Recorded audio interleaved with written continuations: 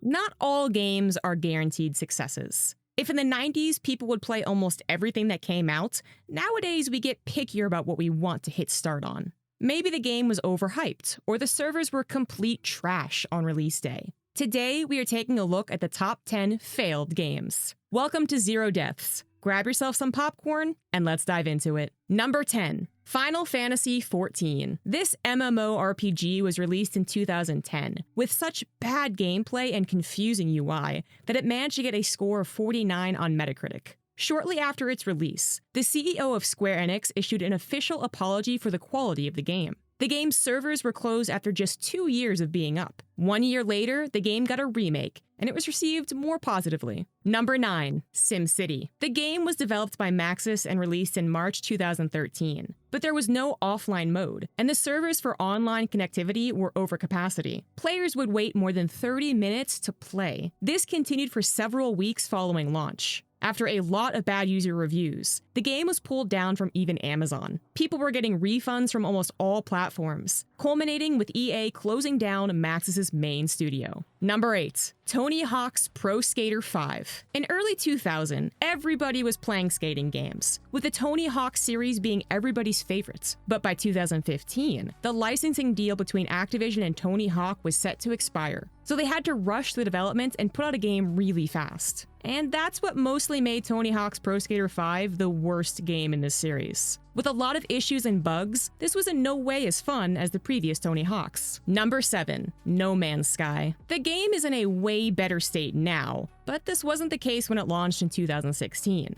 The hype was through the roof for this game. The developers promised players a universe with 18 quintillion planets. They stated that the game was so big that the chances of 2 players bumping into one another was extremely slim. But on release day, we realized that the hype wasn't real, and the game was a husk of what was promised. The gameplay was really repetitive, and the universe was completely devoid of any life or personality. Number 6. Fallout 76. Bethesda was really ambitious trying to bring the Fallout universe to an always online game. The release was criticized for extremely large day one patches and the amazing amount of bugs and game glitches. Bethesda did really bad with its communication efforts, and players were extremely mad. Fallout 76 is one of the worst game releases in recent gaming history. Number 5. Star Wars Battlefront 2. This game has managed to bring up a lot of trouble for EA. The game was not that bad, but the microtransaction system made it so imbalanced that people were claiming that the game was a pay-to-win title. They even managed to get the world record for the most downvoted comments in Reddit's history.